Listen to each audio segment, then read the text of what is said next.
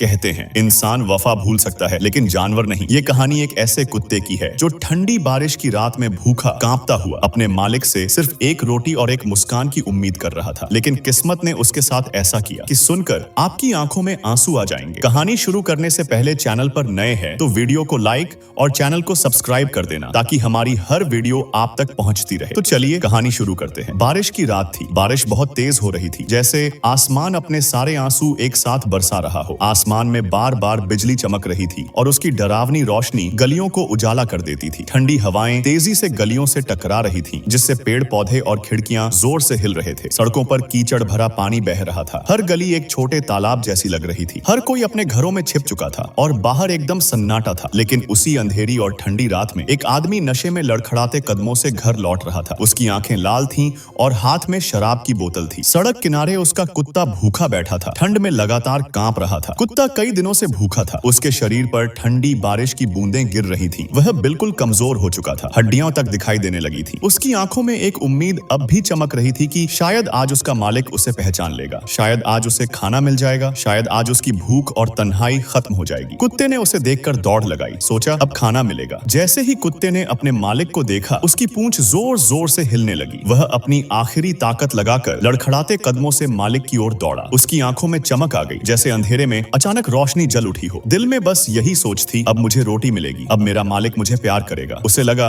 आज सारी तकलीफें खत्म हो जाएंगी, आज उसे अपने मालिक की गोद मिल जाएगी। कुत्ता खुशी से मालिक के पैरों में लिपटने ही वाला था। उसकी आंखों में चमक थी। अचानक आदमी ने गुस्से में एक बड़ा पत्थर उठाया और कुत्ते को जोर से मार दिया। कुत्ते के शरीर से खून निकलने लगा। उसके मुंह से कराह की आवाज आई। वह दर्द से चीख उठा और जमीन पर गिर पड़ा। फिर भी उसकी नजरें मालिक पर टिकी रहीं। लेकिन आदमी को कोई फर्क नहीं पड़ा। वह दरवाजे से अंदर चला गया और दरवाजा जोर से बंद कर लिया। कुत्ता खून से लथपथ दरवाजे पर लेट गया। उसकी सांसें धीमी और टूटती हुई सी लग रही थी। बारिश लगातार गिरती रही। बूंदें उसके कमजोर शरीर पर चोट की तरह गिर रही थी। ठंडी हवा चलती रही, जिससे उसका कांपता हुआ शरीर और ज्यादा ठिठुरने लगा। खून धीरे धीरे बहता रहा। उसकी आंखों में दर्द था, पर फिर भी उम्मीद बाकी थी। उसकी नजरें दरवाजे से टस से मस नहीं हुई, मानो वहीं से सारी ताकत मिल रही हो। उसे अब भी भरोसा था कि शायद मालिक दरवाजा खोलेगा, शायद वो लौट कर आएगा। पूरी रात वह दरवाजे को देखते हुए तड़पता रहा। रात बहुत लंबी थी, जैसे खत्म होने का नाम ही नहीं ले रही थी। हर पल कुत्ते के लिए मौत जैसा दर्द था। हर सांस बोझ जैसी थी। कभी वो दर्द से कराहता, कभी हल्की सी सिसकी लेता। फिर भी आंखें दरवाजे से हटती नहीं थी। घड़ी की सुइयां धीरे धीरे आंखों जैसी आगे बढ़ती रही, लेकिन कुत्ते के लिए समय जैसे वहीं थम गया था। उसे बहुत दर्द हो रहा था,